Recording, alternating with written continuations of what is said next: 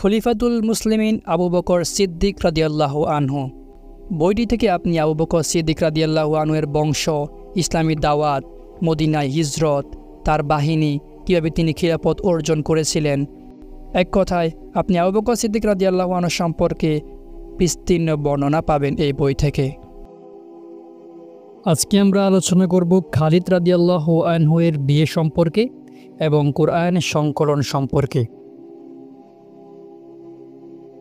১. মুজ্জার প্রতারণা। হাদিকাতুল মাউতে অর্থাৎ মৃত্যুবাগান। বিজয় অর্জনের পর খালিদ রাদিয়াল্লাহু আনহু ইয়ামামার সর্বত্র অশ্বারোহী বাহিনী ছড়িয়ে দেন। তাদের নির্দেশ দেন প্রতিটি দুর্গের সম্পদ ও বন্দীদের যেন একত্র করে নিয়ে আসা হয়। এরপর সেখানকার দুর্গসমূহে হামলার পরিকল্পনা গ্রহণ করেন। দুর্গসমূহে তখন কেবল নারী, বৃদ্ধ ও শিশুরাই অবস্থান করছিল। কিন্তু মুজ্জা খালিদকে এই বলে ধোঁকা দেয় যে এসব দুর্গ সশস্ত্র যোদ্ধা দ্বারা পরিপূর্ণ। সে তাকে বলে, আপনি আমার সঙ্গে একটি সন্ধিতে আসতে পারেন। মুসলমানগণ অব্যাহত যুদ্ধে ক্লান্ত ছিল বিধায় খালিদ রাদিয়াল্লাহু আনহু সন্ধির ব্যাপারে রাজি হয়ে যান। মুজ্জা তাকে বলে, আমাকে একটি সুযোগ দিন, আমি তাদের সঙ্গে সন্ধির বিষয়ে মত বিনিময় করে নেই। খালিদ তাকে সে সুযোগ দিলে সে ভেতরে গিয়ে নারীদের বলে, তোমরা যুদ্ধের পোশাক পরে দুর্গ প্রাচীরে দাঁড়িয়ে যাবে। খালিদ কেল্লার দিকে তাকালে দেখতে পান সেখানে অসংখ্য মাথা দেখা যাচ্ছে। এর ফলে মুজ্জার কথায় তিনি বিশ্বাস করে তাদের সঙ্গে সন্ধি করেন। এরপর ইসলামের দিকে তাদের আহ্বান করলে তারা ইসলাম গ্রহণ করে। খালিদ তখন তাদের কিছু সংখ্যক বন্দীকে ছেড়ে অবশিষ্টদের আবু বকরের দরবারে পাঠিয়ে দেন। এদের থেকেই এক বাদীকে আলী রাদিয়াল্লাহু আনহু কিনে নেন এবং ওই বাদীর গর্ভেই তার পুত্র মুহাম্মদ ইবনুল হানাফিয়া রাহেমাহুল্লাহ জন্মগ্রহণ করেন। ইয়ামামার যুদ্ধ 11 হিজরিতে সংঘটিত হয়। ওয়াকিদি সহ কয়েকজন বর্ণনাকারীর মতে যুদ্ধটি সংঘটিত হয় 11 হিজরিতে এবং সমাপ্ত হয় 12 হিজরিতে। 2. মুজ্জা কন্যার সঙ্গে খালিদের বিয়ে এবং আবু বকরের সঙ্গে পত্র যোগাযোগ। সন্ধি স্বাক্ষরিত হওয়ার পর খালিদ রাদিয়াল্লাহু আনহু মুজ্জার কাছে তার মেয়েকে বিয়ের প্রস্তাব দেন। মুজ্জা বলে, আপনি আমার মেয়েকে বিয়ে করলে আমি আপনি উভয়ে খলিফার ক্রোধের মুখে পড়ব। খালিদ এটাকে গুরুত্ব না দিয়ে তাকে বলেন, তুমি তোমার মেয়েকে আমার সঙ্গে বিয়ে দিয়ে দাও। এরপর সে তার মেয়েকে খালিদের হাতে তুলে দেয়। এদিকে আবু বকর রাদিয়াল্লাহু আনহু সালমা ইবনু ওয়াকশকে খালিদের প্রতি এই নির্দেশ দিয়ে পাঠান, বনু হানিফার প্রাপ্তবয়স্ক সকল পুরুষকে যেন হত্যা করা হয়। কিন্তু ততদিনে ওদের সঙ্গে খালিদ সন্ধি করে নিয়েছিলেন বিধায় তিনি সন্ধির মর্যাদা ভঙ্গ হতে দেননি। ইয়ামামার খবর জানতে সবসময় খালিদের প্রেরিত সংবাদবাহকের অপেক্ষায় থাকতেন। একদিন বিকেলে মুহাজির ও আনসারদের একটি বাহিনী নিয়ে হাররার দিকে বের হলে সেখানে খালিদের বাহক আবু খাইসামা নাজারির সঙ্গে সাক্ষাৎ হয়। আবু বকর রাদিয়াল্লাহু আনহু তার সাক্ষাৎ পেয়ে জিজ্ঞেস করেন, পেছনের খবর কি? তিনি বলেন, খলিফাতুল মুসলিমিন, খবর ভালো, আমরা ইয়ামামায় বিজয় অর্জন করেছি, আর এই নিন খালিদের পত্র। আবু বকর রাদিয়াল্লাহু আনহু তৎক্ষণাৎ শুকরিয়ার সালাত আদায় করে বলেন, আমাকে যুদ্ধের অবস্থার বিবরণ শোনাও, বলো সেখানে কি ঘটেছিল। আবু খাইসামা তখন খালিদ কিভাবে সেনাবিন্যাস করেছিলেন, কিভাবে যুদ্ধ পরিচালনা করেছেন, কোন কোন সাহাবী শাহাদাত বরণ করেছেন, সব কিছু আবু বকরের কাছে তুলে ধরেন। এরপর বলেন, আমরা প্রথমে বেদুইনদের পক্ষ থেকে পরাজয়ের মুখোমুখি দাঁড়িয়েছিলাম। তারা আমাদের এমন জিনিসে অভ্যস্ত করে তুলেছিল যা আমাদের ভালোভাবে জানা ছিল না। এরপর খালিদের বিয়ের সংবাদ তার কানে পৌঁছলে তিনি তাকে লিখেন, খালিদ, তুমি বিয়ের জন্য এতটা উতলা হয়ে উঠলে, অথচ তোমার আঙিনায় এখনও 1200 শহীদের রক্ত শুকিয়ে যায়নি। তদুপরি মুজ্জাআ তোমাকে প্রতারিত করে সন্ধি করিয়ে নিল। আল্লাহ তো তোমাকে ওদের উপর পূর্ণ ক্ষমতা দিয়েছিলেন। মুজ্জাআর সঙ্গে সন্ধি এবং তার মেয়েকে বিয়ে করার কারণে আবু বকর রাদিয়াল্লাহু আনহু তাকে তিরস্কার করে পত্র লিখেন। জবাবি পত্রে খালিদ তার অবস্থানের সাফাই গেয়ে আবু বারজাহ আসলামীকে তার দরবারে পাঠান। পত্রটি ছিল ভাষার স্পষ্টতা এবং কথার দৃঢ়তার অনন্য দৃষ্টান্ত। তিনি লিখেছিলেন, আল্লাহর শপথ, আমি ততক্ষণ বিয়ে করিনি যতক্ষণ না আনন্দ পূর্ণতায় উপনীত হয়েছে। আমি এমন এক ব্যক্তির মেয়েকে বিয়ে করেছি যার কাছে মদিনা থেকে প্রস্তাব পাঠালেও অস্বীকার করত না। ক্ষমা করবেন, আমি আমার অবস্থান থেকেই বার্তা পাঠানোকে অগ্রাধিকার দিয়েছি। এই সম্পর্কটি আপনার কাছে দ্বীনি বা দুনিয়াবী দিক থেকে অপছন্দনীয় হয়ে থাকলে বলুন, আমি আপনার আদেশ পূরণের চেষ্টা করব। আর মুসলিম শহীদদের সমবেদনার প্রশ্ন, কারো চিন্তা ও ব্যথা যদি কোনো জীবিতকে বাঁচিয়ে রাখার কিংবা মৃতকে ফিরিয়ে আনার মাধ্যম হতো, তাহলে অবশ্যই আমার ব্যথা ও চিন্তায় জীবিতকে বাঁচিয়ে রাখত, মৃতকে ফিরিয়ে নিয়ে আসত। আমি এমনভাবে হামলা করেছিলাম যে জীবন থেকে প্রায় নিরাশ হয়ে পড়েছিলাম। শত্রুদের প্রতিরোধ এতটাই শক্ত ছিল যে মৃত্যুর নিশ্চয়তার ব্যাপারে আমার বিশ্বাস জন্মে গিয়েছিল। এছাড়া মুজ্জার প্রতারণার কথা এখানেও আমি সিদ্ধান্ত গ্রহণে ভুল করিনি। কিন্তু আমি তো আর গায়েবের খবর জানি না। আল্লাহ যা কিছু করেছেন মুসলমানদের কল্যাণের জন্যই করেছেন। মুসলমানদের ভূমির উত্তরাধিকার বানিয়েছেন। এরপর পরকালের কল্যাণ তো মুত্তাকিদের জন্যই। পত্র পেয়ে তিনি অনেকটা নরম হয়ে যান। এছাড়া আবু বারজা সহ কুরাইশের একদল লোকও খলিফার কাছে খালিদের পক্ষ নেন। আবু বারজা বলেন, আল্লাহ রাসূলের খলিফা, খালিদের উপর বীরুতা কিংবা খিয়ানতের দায় চাপানো যাবে না। তিনি শাহাদাতের প্রবল আকাঙ্ক্ষা নিয়ে যুদ্ধে ঝাঁপিয়ে পড়েছিলেন। তার ওজর গ্রহণ করা যেতেই পারে। তিনি কঠিন পরিস্থিতিতেও দৃঢ়পদ ছিলেন এবং শেষ পর্যন্ত বিজয় ছিনিয়ে নেন। বনু হানিফার সঙ্গে সন্ধিটি কোনো চাপের বর্ষবর্তী হয়ে করেননি, বরং সন্তুষ্ট চিত্তেই করেছেন। তিনি যে কল্যাণ চিন্তায় সন্ধি করেছেন তাতে সিদ্ধান্তটি অদূরদর্শী বলা যাবে না। তাদের দুর্গে অসংখ্য মহিলাকে পুরুষের যুদ্ধ পোশাক পরিয়ে সাজিয়ে রাখা হয়েছিল। আবু বকর রাদিয়াল্লাহু আনহু বলেন, তুমি সত্য বলেছ। খালিদের ওজরের ব্যাপারে তার পাঠানো চিঠির চেয়ে তোমার কথায় যথোপযুক্ত। খালিদের চিঠির গুরুত্বপূর্ণ কিছু দিক তুলে ধরছি, যেগুলো দ্বারা তিনি তার কাজের সাফাই গিয়েছিলেন। 1. বিজয় ও সাহায্য সুনিশ্চিত হওয়া এবং স্থিতিশীলতা ফিরিয়ে আসার পরই তিনি মুজ্জাআর মেয়েকে বিয়ে করেছিলেন। 2. তিনি এমন এক ব্যক্তির সঙ্গে আত্মীয়তা গড়েছেন যে ছিল তার গোত্রের অভিজাত নেতা। 3. সম্পর্ক গড়তে তাকে একটুও কষ্ট করতে হয়নি। 4. এই সম্পর্ক স্থাপনের মধ্যে দ্বীনি এবং দুনিয়াবি কোনো অকল্যাণ ছিল না। 5. চিন্তা ভারাক্রান্ত অবস্থার কারণে বিয়ে শাদী থেকে বিরত থাকা কোনো প্রশংসনীয় কাজ হতে পারে না। চিন্তা ও ব্যথা যেমন জীবিতকে বাঁচিয়ে রাখতে পারে, তেমনই তা মৃতকেও ফিরিয়ে আনতে সক্ষম নয়। 6.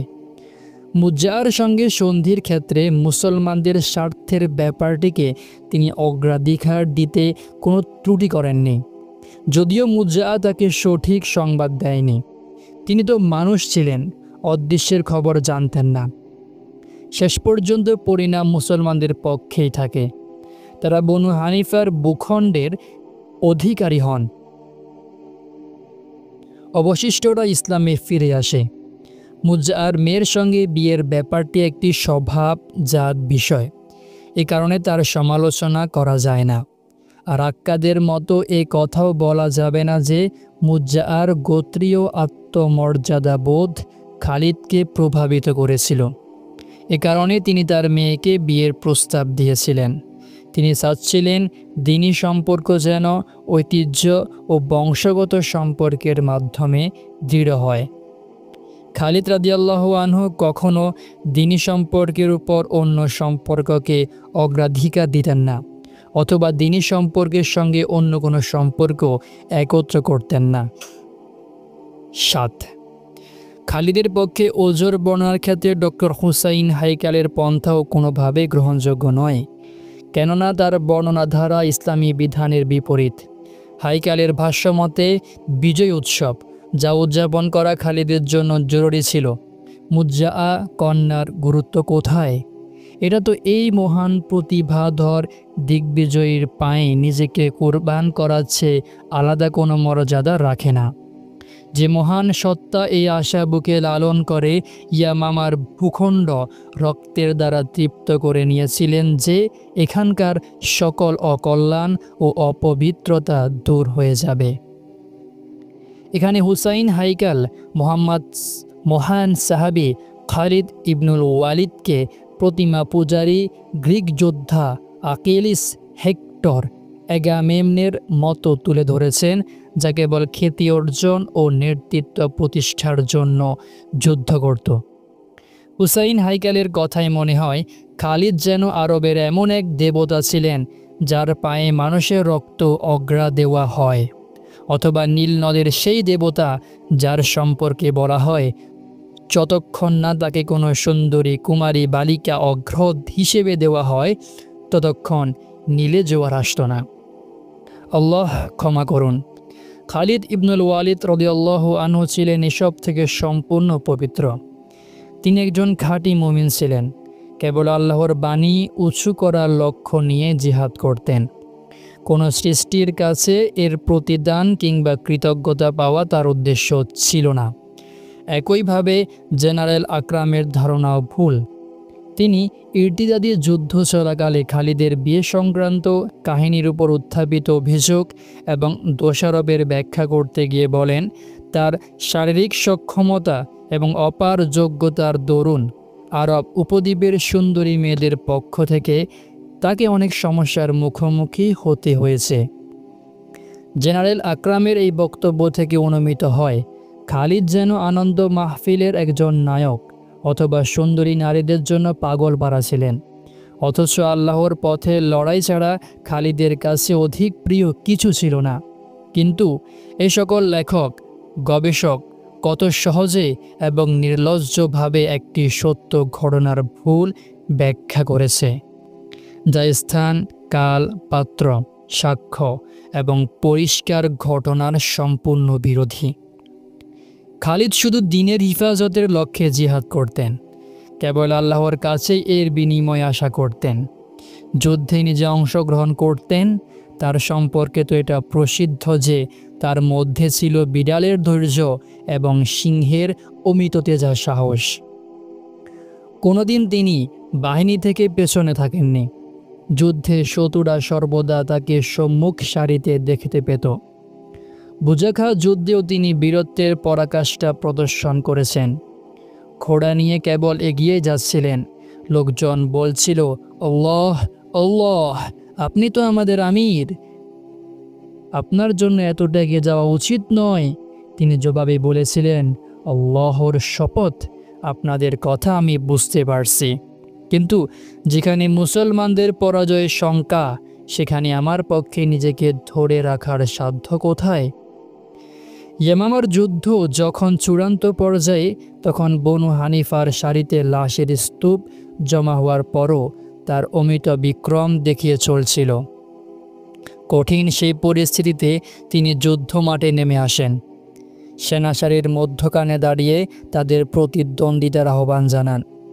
মুসলমানদের যুদ্ধের নিদর্শন ইয়া মুহাম্মাদা বলে চিৎকার দেন। যে শত্রুই তার দিকে এগিয়ে আসত তাকেই তিনি হত্যা করে ফেলতেন। খালিদ রাদিয়াল্লাহু আনহু সর্বদা আল্লাহর পক্ষ থেকে বিজয় ও সাহায্যের জন্য উদ্গ্রীব থাকতেন। তার মধ্যে শাহাদাতের আকাঙ্ক্ষা ছিল প্রবল। আসুন আমরা খালিদের ভাষ্যে ইয়ামামার মৃত্যু বাগানে মুসাইলিমার এক সেনার সঙ্গে সংঘটিত প্রতিদ্বন্দ্বিতার বিবরণ শুনি। যুদ্ধের এক পর্যায়ে বনু হানিফার এক ব্যক্তি আমার গলা জাপটে ধরে। আমরা উভয়ই অশ্বার হয়েছিলাম এবং একসঙ্গে মাটিতে পড়ে যাই। মাটিতে পড়ার পরও একে অন্যকে গলা জড়ানো অবস্থায় থাকি। আমি তখন বর্ষা দ্বারা তার উপর আঘাত করি, সেও তার বর্ষা দ্বারা আমার উপর আঘাত হানে। এভাবে আমার গায়ে 7টি জখম লাগে। এরপর আমি তাকে কঠিন একটা আঘাত করি, ফলে সে আমার হাতে নেতিয়ে পড়ে। জখমের ব্যথায় আমি নড়তে পারছিলাম না। শরীর থেকে প্রচুর রক্ত বয়ে যায়, কিন্তু আলহামদুলিল্লাহ মৃত্যুর দুয়ারে সে আমার আগে পৌঁছে যায়। খালিদ রাদিয়াল্লাহু আনহু বনু হানিফার শক্তি ও বীরত্বের স্বীকৃতি দিতে গিয়ে বলেন, আমি বড় বড় 20টি রণাঙ্গনে অংশ নিয়েছি, কিন্তু ইয়ামামা যুদ্ধের দিন বনু হানিফার যোদ্ধাদের থেকে অধিকতর তলোয়ারবাজ, তরবারির আঘাতের উপর অধিকতর দৃঢ় এবং ধৈর্যশীল কাউকে পাইনি। জখমের তীব্রতায় আমি নড়াচড়ার শক্তি হারিয়ে ফেলি, কিন্তু এরপরও শত্রু বুঝ ঢুকে পড়ে। এক পর্যায়ে জীবন থেকে নিরাশ হয়ে মৃত্যুকে নিশ্চিত মনে করতে থাকি। এখন আমরা আলোচনা করব খালিদ রাদিয়াল্লাহু আনহুকে হত্যার প্রচেষ্টা এবং খলিফার দরবারে বনু হানিফার প্রতিনিধি দল সম্পর্কে। 1. খালিদ ইবনুল ওয়ালিদকে হত্যার চেষ্টা। জাহেলিয়াদের ভ্রান্তি, দুর্বলতা ও অসারতা পরিষ্কার হওয়ার পরও জাহিলদের জন্য তা সহজে ছেড়ে দেওয়া সম্ভব হয় না, কারণ তাদের পুরো জীবন হয়তো এক ভ্রান্তির ভেতর কেটে গেছে। এজন্য যখনই জাহিলিয়াত জীবনের বাস্তবতার মুখোমুখি হয়েছে, তখনই তার সকল আবর্জনা উগরে দিতে চেয়েছে। তারা সত্যের বিপরীতে ততক্ষণ পর্যন্ত হাত থেকে তরবারি ফেলে রাখেনি, যতক্ষণ না শক্তি বলে তাদের দমিয়ে রাখা হয়েছে। বাতিল কখনো সত্যের মোকাবিলায় নীরব হয়নি, বরং যখনই সুযোগ পেয়েছে তখনই বিশ্বাসঘাতকতা ও প্রতারণার মাঠে নেমে এসেছে। এর বাস্তব প্রমাণ হচ্ছে সালমা ইবনু উমাইর হানিফির আচরণ। লোকটি সন্ধির পর খালিদকে হত্যা করতে উদ্যত হয়, যদিও বনু হানিফার লোকজন মুসলমানদের সঙ্গে অঙ্গীকারে আবদ্ধ ছিল। এরপর সে চুক্তি লঙ্ঘন করে খালিদ রাদিয়াল্লাহু আনহুকে হত্যার সিদ্ধান্ত নেয়। তাকে প্রথমবার যখন গ্রেপ্তার করা হয়, তখন সে তার গোত্রের লোকদের কাছে অঙ্গীকার করে দ্বিতীয়বার আর এমন জঘন্যতায় লিপ্ত হবে না, কিন্তু রাতে বাঁধনমুক্ত হতেই সে তার কৃত অঙ্গীকার ভঙ্গ করে খালিদকে হত্যার অভিপ্রায়ে তার তাঁবুর দিকে এগিয়ে যেতে থাকে। নিরাপত্তারক্ষীরা তাকে দেখা মাত্রই চিৎকার দিয়ে উঠলে বনু হানিফার লোকজন তার পিছু ধাওয়া করে একটি বাগানে তাকে পেয়ে যায়। সে তখন তাদের উপর তরবারি চালাতে শুরু করে, কিন্তু বনু হানিফার লোকজন দূর থেকে পাথর ছুঁড়ে তাকে কাবু করে ফেলে। এরপর তার কণ্ঠনালীতে তরবারি ঠেসে ধরায় তার জীবন ধমনী কেটে যায়। পরে সে একটি কূপে পড়ে মারা যায়। এ হচ্ছে বাতিলের প্রতিরক্ষার সত্যের বিপরীতে বিদ্বেষের একটি চিত্র। 2. খলিফার দরবারে বনু হানিফার প্রতিনিধি দল। বনু হানিফার প্রতিনিধি দল খলিফা আবু বকর সিদ্দিকের দরবারে উপস্থিত হলে তিনি তাদের বলেন, মুসাইলিমার তথাকথিত কোরআন থেকে আমাকে কিছু শোনাও। তারা বলেন, আল্লাহ রাসূলের খলিফা, আমাদের ক্ষমা করুন। তিনি বলেন, না, অবশ্যই আমাকে কিছু শোনাতে হবে। তারা তখন বাধ্য হয়ে বলেন, সে আমাদের বলতো, ব্যাংদের মেয়ে ব্যাং, গ্যাংর গ্যাং করতে থাকো। না তুই পানিকে ময়লা করতে পারবি, না পানকারীকে বাধা দিতে পারবি। তোর মাথা পানিতে আর লেজ কাদায়। সে আরও বলেছিল, শপথ কৃষক কুলের, ফসল কাটা লোকদের, আটাকে ছড়িয়ে দেওয়া লোকদের, রুটি তৈরিকারীদের, শাড়ির তৈরিকারীদের, চর্বি ও ঘি দ্বারা খাবার প্রস্তুতকারীদের। নিঃসন্দেহে তোমরা বেদুইনদের থেকে এগিয়ে আছো। শহরবাসী তোমাদের থেকে এগিয়ে যেতে পারেনি। নিজেদের পল্লীর নিরাপত্তা রক্ষা করো, অভাবীদের আশ্রয় দাও, যে মৃত্যুর সংবাদ দেয় তার সঙ্গে সমবেদনাপূর্ণ আচরণ করো।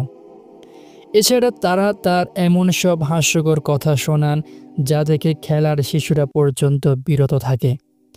আবু বকর রাদিয়াল্লাহু আনহু এগুলো শুনে বলেন, তোমাদের ধ্বংস হোক, তোমরা তোমাদের জ্ঞান বুদ্ধি কোথায় ছিল? এই ধরনের কালাম স্রষ্টার হবে তো দূরের কথা, কোনো পূর্ণাত্মা ব্যক্তিরও হতে পারে না। ইতিহাসবিদদের বর্ণনায় আছে, মুসাইলিমাতুল কাজ্জাব নবীজিকে অনুসরণের চেষ্টা করত। সে জানতে পারে একবার রাসূল সাল্লাল্লাহু আলাইহি সাল্লাম কূপে থুতু ফেললে কূপটি পানিতে ভরে যায়। সেও একটি কূপে থুতু মেরেছিল, কিন্তু এর ফলে কূপের পুরো পানি একেবারে শুকিয়ে যায়। অন্য বর্ণনায় আছে কূপটির পানি লবণাক্ত হয়ে যায়। সে নবীজির মতো অজুর পানি দ্বারা একটি খেজুর গাছে পানি দিলে গাছটি একসময় শুকিয়ে কাঠ হয়ে যায়। একবার তার কাছে কল্যাণের দোয়া নিতে কতিপয় শিশুকে নিয়ে আসা হয়, কিন্তু অভিশপ্তটা ওদের মাথায় হাত দিলে অনেকের মাথায় টাক পড়ে যায়, মুখে তোতলামি এসে যায়। এক ব্যক্তির চোখে অসুস্থতার কষ্টের কারণে মুসাইলিমার কাছে আসে। সে তখন দোয়া করে, তার চোখে হাত বুলিয়ে দিতেই লোকটি চিরতরে অন্ধ হয়ে যায়। আস্তাগফিরুল্লাহ। এখন আমরা আলোচনা করব কোরআন সংকলন সম্পর্কে। ইয়ামামার যুদ্ধে শহীদদের মধ্যে কোরআনের অনেক হাফিজও ছিলেন। এর পরিপ্রেক্ষিতে আবু বকর রাদিয়াল্লাহু আনহু উমরের সঙ্গে পরামর্শ করে কোরআন সংকলনের ব্যবস্থা করেন। ফলে চামড়ার টুকরো, হাড়, খেজুরের ডাল এবং মানুষের বক্ষে ছড়িয়ে ছিটিয়ে থাকা কোরআন সংকলনের উদ্যোগ নেওয়া হয়। আবু বকর রাদিয়াল্লাহু আনহু এই মহান দায়িত্বে যায়েদ ইবনু সাবিত রাদিয়াল্লাহু আনহু এর উপর অর্পণ করেন। যায়েদ বলেন, ইয়ামামার যুদ্ধের পর আবু বকর আমাকে ডেকে পাঠান। আমি তার কাছে গেলে দেখতে পাই সেখানে উমরও উপস্থিত। আবু বকর আমাকে বলেন, উমর আমার কাছে এসে বলেছেন, ইয়ামামা যুদ্ধে কোরআনের অনেক হাফিজ শহীদ হয়েছেন। অন্যান্য জায়গায়ও কোরআনের হাফিজগণ শহীদ হতে পারেন। তাদের শাহাদাতের ফলে একসময় কোরআন বিলুপ্ত হয়ে যেতে পারে। আমার মত হলো আপনি কোরআন সংকলনের নির্দেশ জারি করুন। আমি উমরকে বলি, রাসূল সাল্লাল্লাহু আলাইহি ওয়াসাল্লাম যা করেননি তা আমি কিভাবে করি? উমর বলেন, আল্লাহর শপথ, অবশ্যই এটি একটি কল্যাণ কাজ। তিনি এ নিয়ে পিড়াপিড়ি করতে থাকেন। এক পর্যায়ে আল্লাহ এ ব্যাপারে আমার বক্ষ ও উন্মোচিত করে দেন। এখন উমরের মতোই আমার মত হচ্ছে কোরআন সংকলন করা দরকার। তুমি একজন বুদ্ধিমান যুবক, তোমার উপর আমরা কোনো প্রকার অভিযোগ এমনকি অপবাদও পাইনি। তুমি তো আল্লাহ রাসূলের ওহী লেখকদের একজন, অতএব তুমি কোরআনের বিভিন্ন অংশ খুঁজে খুঁজে তার সংকলন করতে থাকো। যায়েদ বলেন, আল্লাহর শপথ, আমাকে যদি পাহাড় সরানোর নির্দেশ দেওয়া হতো তাহলে সেটা আমার জন্য কোরআন সংকলনের চেয়ে সহজ হতো। এরপর আমি কোরআনকে খেজুরের ডাল, পাথরের টুকরো, মানুষের বক্ষ, চামড়া এবং হাড় থেকে সংগ্রহ করে সংকলিত করতে থাকি। এভাবে কাজ করতে করতে সূরা তাওবার শেষ আয়াত পর্যন্ত পৌঁছে যায়, কিন্তু সূরা তাওবার শেষ আয়াতটি কোনো খোঁজ পাচ্ছিলাম না। অবশেষে আবু খুজাইমা আনসারীর কাছে আয়াতটির সন্ধান পাই। সেটি হচ্ছে, লাকাদ জাআকুম রাসূলুম মিন আনফুসিকুম আজিজুন আলাইহি মা আনিতুম হারিসুন আলাইকুম বিল মুমিনিন রাউফুর রহিম فإن تولوا فقل حسبي الله لا إله إلا هو عليه توكلت وهو رب العرش العظيم। অবশ্যই তোমাদের কাছে তোমাদের থেকেই একজন রাসূল এসেছেন। তোমাদের যে দুঃখ কষ্ট হয়ে থাকে তার জন্য বড়ই বেদনাদায়ক। তিনি তোমাদের কল্যাণকামী, মুমিনদের প্রতি তিনি করুণাশীল ও অতি দয়ালু। এরপরও তারা যদি বিমুখ হয়ে থাকে তবে বলে দাও, আল্লাহই আমার জন্য যথেষ্ট, তিনি ব্যতীত অন্য কোনো ইলাহ নেই, আমি তারই উপর নির্ভর করি এবং তিনিই মহান আরশের অধিপতি। সূরা তাওবা আয়াত 128, 129। সংকলিত এই মাসহাফটি আবু বকরের কাছে সংরক্ষিত থাকে। তার ইন্তেকালের পর এটি উমরের হাতে চলে আসে। উমরের ইন্তেকালের পর সেটি উম্মুল মুমিনিন হাফসার কাছে সংরক্ষিত থাকে। এই হাদিস দ্বারা প্রমাণিত হয় সাহাবেগণ কোরআনকে দ্বিস্তর বিশিষ্ট চামড়ার মধ্যে হুবহু সেভাবে সংকলন করেছেন যেভাবে আল্লাহ রাসূলের উপর অবতীর্ণ হয়েছিল। এর মধ্যে যেমন কিছু বৃদ্ধি করা হয়নি তেমন হ্রাসও করা হয়নি। যে বিষয়টি কোরআন সংকলনে তাদের উদ্দীপ্ত করেছিল তাও ওই হাদিসে বর্ণিত হয়েছে যে কোরআন তখন বিক্ষিপ্ত অবস্থায় গাছের ছাল, পশুর চামড়া, হাড্ডি এবং মানুষের বক্ষে ছড়ানো ছিটানো ছিল। এ কারণে হাফিজদের অবর্তমানে কোরআন বিলুপ্ত হয়ে যাওয়ার প্রকট আশঙ্কা ছিল। এর পরিপ্রেক্ষিতে সাহাবিগণ খলিফার কাছে কোরআন সংকলনের দাবি জানান। তিনিও তাদের পরামর্শের সঙ্গে ঐক্যমত্য পোষণ করেন। এরপর রাসূল সাল্লাল্লাহু আলাইহি ওয়াসাল্লাম থেকে যেভাবে কোরআন শুনেছিলেন সেভাবেই তারা সংকলন করেন। এর মধ্যে একটু হেরফের করেননি। তারা নিজেদের মতো করে একে বিন্যস্ত করেননি। কোরআন যে ধারাবাহিকতায় অবতীর্ণ হতো নবীজি সাহাবীদের সেভাবেই শিক্ষা দিতেন। সেই বিন্যাস পদ্ধতিতে কোরআন আমাদের কাছে পৌঁছেছে এবং বিদ্যমান আছে। এই বিন্যাস ছিল জিবরিল আলাইহিস সালাম কর্তৃক বলে দেওয়া। যখন কোনো আয়াত অবতীর্ণ হতো তখন জিবরিল আলাইহিস সালাম নবীজিকে বলে দিতেন এই আয়াত অমুক সূরার অমুক আয়াতের পর লিখিয়ে নেবেন। এই বর্ণনার মাধ্যমে এই কথা স্পষ্ট যে প্রথম কোরআন সংকলন করেছিলেন আবু বকর রাদিয়াল্লাহু আনহু। শাহ ইবনু সুহান বলেন, প্রথম যিনি দুই পর্যায়ে কোরআন সংকলন করেছিলেন এবং কালালার ব্যাখ্যা করেছিলেন তিনি ছিলেন আবু বকর সিদ্দিক রাদিয়াল্লাহু আনহু। কালালা হচ্ছে যার না আছে পিতা না আছে সন্তান। আলী রাদিয়াল্লাহু আনহু বলেন, আল্লাহ আবু বকরের উপর রহম করুন, তিনি প্রথম কোরআনকে দুই স্তর বিশিষ্ট চামড়ার মধ্যে লিপিবদ্ধ করিয়াছিলেন। আবু বকর রাদিয়াল্লাহু আনহু এই মহান কাজের জন্য যায়েদ ইবনু সাবিতকে চয়ন করেছিলেন, কারণ মহান এই কাজের জন্য যেসব মৌলিক গুণ থাকা দরকার তার মধ্যে তিনি সেগুলো খুঁজে পেয়েছিলেন। যেমন 1. যায়েদ একজন যুবক সাহাবী ছিলেন, তার বয়স তখন মাত্র 21 বছর। এমন অবস্থায় তিনিও ছিলেন এই কাজের জন্য সবচেয়ে বেশি উপযোগী ব্যক্তি। 2. তার মধ্যে এর বিপুল যোগ্যতা বিদ্যমান ছিল। আল্লাহ তাকে তীক্ষ্ণ বুদ্ধি দান করেছিলেন, তাই কাজটি তিনি ভালোভাবে সম্পাদন করতে পারতেন। আল্লাহ তার জন্য কল্যাণের পথ সহজ করে দিয়েছিলেন। 3. তিনি একজন বিশ্বস্ত ও গ্রহণযোগ্য ব্যক্তি ছিলেন।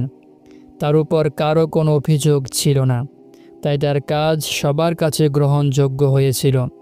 তার প্রতি সবার আস্থা ছিল, তার কাজে তারা সবাই সন্তুষ্ট হয়েছিলেন। 4. তিনি ছিলেন রাসূলের একজন ওহী লেখক, তাই এক্ষেত্রে তার পূর্ব অভিজ্ঞতাও সহায়ক হয়েছিল। তার কাছে এটা নতুন কিছু ছিল না। এসব গুণের কারণে আবু বকর রাদিয়াল্লাহু আনহু তাকে নির্বাচন করেন। 5. অধিকন্তু তিনি ছিলেন সেই 4 জনের একজন যারা রাসূলের যুগে পূর্ণ কোরআন মুখস্থ করেছিলেন। যেমন কাতাদা রাহিমাহুল্লাহ একবার আনাস ইবনু মালিককে প্রশ্ন করেন, নবীজির যুগে কারা কারা কোরআন মুখস্থ করেছিলেন? উত্তরে আনাস বলেন, উবাই ইবনু কাব, মুআজ ইবনু জাবাল, যায়েদ ইবনু সাবিত এবং আবু যায়েদ রাদিয়াল্লাহু আনহুম আজমাইন। এই 4 জন, তারা সকলেই আনসারী সাহাবী ছিলেন। যায়েদ ইবনু সাবিত রাদিয়াল্লাহু আনহু কোরআন সংকলনের জন্য যে পন্থা অবলম্বন করেছিলেন তা হচ্ছে তিনি কোনো লেখাকে তখন পর্যন্ত কোরআন হিসেবে অন্তর্ভুক্ত করতেন না যতক্ষণ না তা রাসূল সাল্লাল্লাহু আলাইহি ওয়াসাল্লাম কর্তৃক লিখিয়ে নেওয়া এবং কোনো সাহাবী তা মুখস্থ করে নিয়েছেন বলে প্রমাণিত হতো। শুধু মুখস্থের উপর ভরসা করতেন না, তিনি মনে করতেন মুখস্থকরণের মধ্যে ভুল বা অসতর্কতার সম্ভাবনা থাকে। একইভাবে কোনো লেখা তখন পর্যন্ত গ্রহণ করতেন না যতক্ষণ না এর পেছনে এই মর্মে সাক্ষ্য থাকত যে এটি রাসূলের সামনে লিপিবদ্ধ করা হয়েছে এবং তা ওই কিরাআতের অনুরূপ যে কিরাআতে কুরআন অবতীর্ণ হয়েছে। এই নীতিতে যায়েদ রাদিয়াল্লাহু আনহু কুরআন সংকলন করেন। তিনি এ ব্যাপারে শতভাগ সাবধানতা অবলম্বন করেন। অত্যন্ত সূক্ষ্মভাবে সংকলন ও লেখার কাজ আঞ্জাম দেন। অনুরূপ তিনি সেই লোকদের মধ্যে অগ্রগামী ছিলেন যারা উসমানের যুগে মাসহাফ তৈরি করেছিলেন। বিস্তারিত ইনশাআল্লাহ যথাস্থানে আসছে। এই ছিল আজকের আলোচনা কোরআন সংকলন এবং খালিদ রাদিয়াল্লাহু আনহু এর বিয়ে এবং যুদ্ধ সম্পর্কে। আগামী পর্বগুলোতে আমরা জানব ইত্যাদি যুদ্ধের গুরুত্বপূর্ণ শিক্ষা, সতর্কীকরণ এবং উপকারিতা সম্পর্কে।